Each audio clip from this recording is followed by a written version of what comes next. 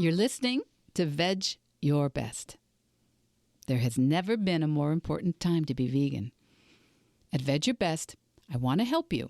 I want to help you limit and eliminate the consumption of animal products without feeling deprived, overwhelmed, or unsupported, even if no one you know is vegan. My name's Michelle Olander. I'm a life coach, and I know that if I could go vegan in my 50s, with all my excuses, I know you can start moving in that direction too. Vedge Your Best, and there's nothing you can't do. Episode 174, New Year, New Vegan.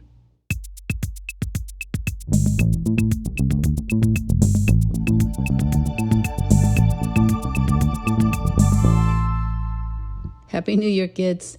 Last episode of Vedge Your Best for 2023 or 2023. You know, I've heard more people using 2000 lately rather than 20. So is that because I listen to a lot of British podcasts, or is that everywhere? Or did I make it up? Full disclosure, okay, you're already hearing the issue. The sound is different today. I personally might even be more wobbly and all over the place in today's pod.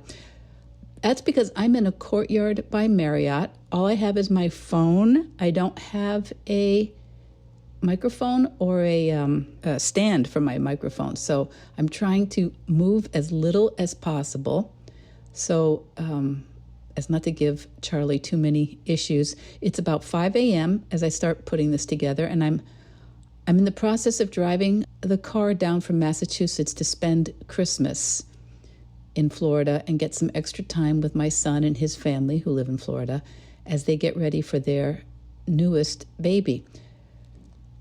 But the plan for today's podcast was to be New Year, New Vegan. So I knew that part. And historically, lots of people start all kinds of different things in the new year, different ways of eating and drinking, or not eating and not drinking after the holidays.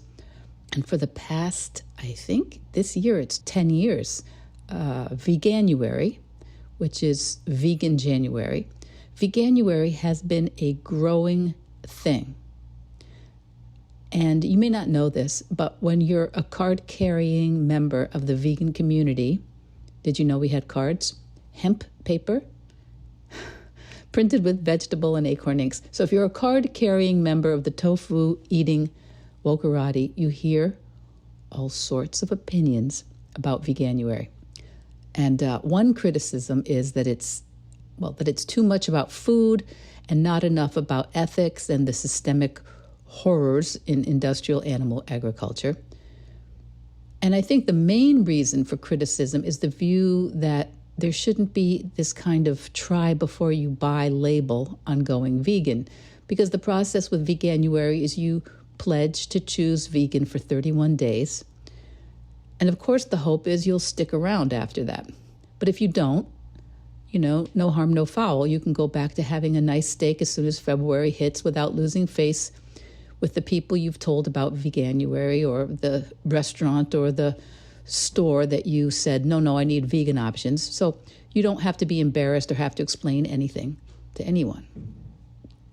And there are arguments also that January might not be the most sustainable choice as a month for Veganuary, since in large parts of the world, January is one of the months when a choice of fresh produce is really quite scarce, and the produce itself, when it's there, is rather expensive. And so Veganuary tends to force retailers to import more food from across the world, meaning more transportation from further afield, creating more pollution. So you get that argument.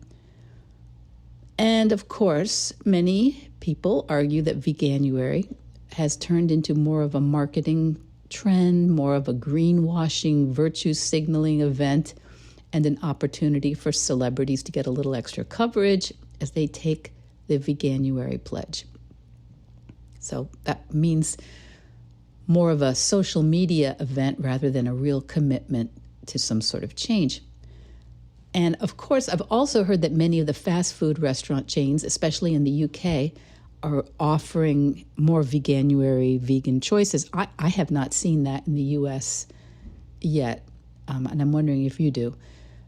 So anyway, some see it as a way for corporate food companies to use veganuary as an opportunity to attract customers, enlarge their base by offering these new vegan-friendly, splashy options which don't stick around, which in some ways sounds sort of great and win-win, but it doesn't really have anything to do with companies making lasting, ethically responsible or sustainable changes. So I include this little thumbnail discussion of the controversy of veganuary to begin with, because maybe some of you don't even realize anything like a vegan January challenge could possibly be controversial, especially to vegans. Now, others of you I know are thinking, yep, just one more way our society has figured out how to annually tell us in January what we're doing wrong, how we're not measuring up, how we're not good enough, not healthy enough, and that we should be dissatisfied with ourselves and buy something. And because I'm a Gemini, I guess I see some truth to all of it. And it reminds me a little bit, it reminds me of when my very Puritan mother was super livid about the bottle bill. Do you guys know that term, the bottle bill? I don't know if it's everywhere. In the United States, where I have lived, it's a bottle redemption program. So we call it the bottle bill, and it required an additional fee on beverage containers like bottles and cans when you purchase them. And these fees work like a deposit and are usually, I guess they're usually recovered by the individuals who bring them back to recycle the containers. And it was to get people to make that extra effort to recycle and to keep glass, which is very recyclable, out of the waste stream, or from filling up the side of the road with trash. And short grandma vent alert, honest to God, you guys, I pick up trash on my walks every single day. People are still throwing out bottles all day, every day, even in deepest suburbia, including those nips, those tiny single-serving alcohol bottles everywhere. So I don't know if the bottle bill's working. But anyway, my mom, from whom I apparently got more of my personality than I sometimes prefer to think, my mom used to say, oh, great, super, now we have to pay people to do the right thing. People should just recycle and pick up trash because it's the right thing to do, don't you think? So, it's not that my mom was wrong, and it's not that the folks who are a little bit sniffy about veganuary are completely off base. I think both Mom and some of the veganuary bashers have a point. And even I have some concerns about veganuary because of how many of my clients have come to me feeling like they failed veganuary in the past and that they couldn't do it and that they ended up just giving up during the month of January. And I think that's something most of us can relate to in one area or another. Whatever the challenge, whatever thing we're trying to learn or do or accomplish or create, we start out with the rules. We have the Facebook group. We subscribe to the weekly emails. We download the workbook and the recipes and the shopping list, and we sign the pledge. In some cases, we even pay loads of money. Now, Veganuary is a free program, as far as I know, completely free. But so many things we have all signed up for in the New Year's past have had hefty price tags, right? We have all done that. And then where it tends to go wrong for a lot of us, maybe most of us, is that we confuse showing up with showing up perfectly. And we confuse consistency with perfection. So we start out great. We start out going along great. We have it down. And then, of course, something goes wrong. And maybe we recover, right? We keep going. But for most of us, that wobble starts to cascade into a few other wobbles, and the experience starts becoming more negative, and after a few more wobbles, the challenge gets dropped. And Veganuary has a lot of opportunities for wobbles. I mean, even if you only take on the issue of food and beverages for your challenge, that's at least 3 opportunities a day to go wrong during the month. So I think there are many, many, many excellent reasons to join Veganuary this year. And in fact, I almost always join too, to keep learning and staying in touch and to know how to help my clients and my listeners here. But if you are doing Veganuary, or you're doing any other vegan challenge, or, I mean, for that matter, if you're doing any challenge of any kind this January period, whether it's food or fitness or writing or creating art or volunteering or in your family or relationships, I really hope that you'll try keeping this in mind, that consistency is good, but it doesn't mean perfection. Showing up is essential, but it doesn't mean perfection. Please keep going. Please do not stop and start, right? Keep going. You will learn so much if you keep going. You'll learn almost nothing by stopping. I had an unexpected stop last night in St. Augustine, Florida. Is it St. Augustine or St. Augustine? I think it's St. Augustine. So I had an unexpected stop here last night because where I'm going is only about 4 more hours along down south, but I had already been driving for about 12 hours. So it was, that was that. I ate a salad and some hummus in the little restaurant they have at Courtyard by Marriott. I went to bed.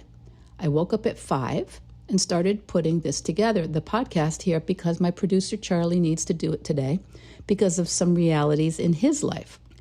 And I'll send Charlie the sound file in a couple of minutes, and then I'll get back on the road. And don't get me wrong, these changes of plans are not effortless for me either.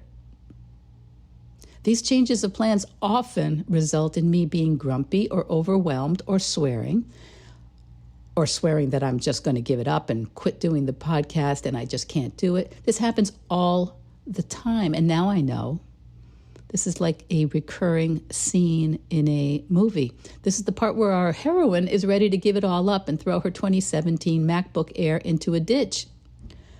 Is it 2017 or 2007? Maybe it's my 2017 MacBook Air. Anyway, one thing I can promise you is that anything worth doing is not going to go perfectly. That's why so many of us struggle with eating and drinking and watching our screens or binge watching Netflix, because those things tend to go really well, right? Those things tend to go really well. There's so little friction. It's pretty easy. Sure, in the long run, we have some opinions about what happens when we spend a lot of time doing those things, but so easy to start and keep going. But anything worth doing and learning is just not going to go that perfectly. So please, do not make that fact an extra problem. There are really important life and death issues involved in making vegan choices and creating a vegan practice and up-leveling your diet to include whole foods. Yeah, there are some important reasons for you, the earth, and animals for you to create a vegan practice. That's why I don't want you to quit if it's hard. That's why I don't want you to quit and give up if you run into an issue or you lose your focus or you don't have the support you need. So if you need some companionship on your January journey, whatever it is, whether it's going vegan or birthing your new vegan business or getting stronger or creating something, reach out. Message me on Instagram, email me. The links are all in the podcast notes, and Instagram's so easy to find me there at Vedge Your Best. Just ask for what you want. Ask for what you need. Ask for the help you need and the support you need. I know that's really not easy for many of us. I do. That's why I think going vegan has so many unexpected benefits that cascade further along. We do start to learn how to ask for things that are important to us, especially important for women in midlife and later life. And something I would like to ask you, for me personally, it's been hard for me to remember to ask you this every week. So to be consistent about it during the podcast, please, if you think there's somebody, a friend or an acquaintance or a colleague who might like to have this weekly pep talk about veganism and change, and even somebody who thinks she could never be vegan, because that was me too, please share it. Please consider sharing the podcast with someone. Okay, kids. Okay. New year, new vegan. The process is not the same for everyone, especially for those of us in later life. So don't think that you're going to have to blow up your current life to move in a plant-based direction. Don't think you're going to have to leave your family and, change jobs to create a vegan practice. I mean, that does work for a few people, but it's not the only way. It's not. It's not the only way to make any big changes this year. And that's why I'm here. That's why I do this every week. And that's why I do it all week long. So I will talk to you in 2024 or 2024. And until next week, kids, veg your best. Veg Your Best podcast production, music, and editing by Charlie Weinshank. Thanks, Charlie. Before you go, it would mean so much to me and the Veg Your Best team if you would hit subscribe, leave us a 5-star review, or share with someone you think might be interested. Something about algorithms, it helps bump us up a little in the rankings, and that's the best way to help others find the podcast and for us to find our audience.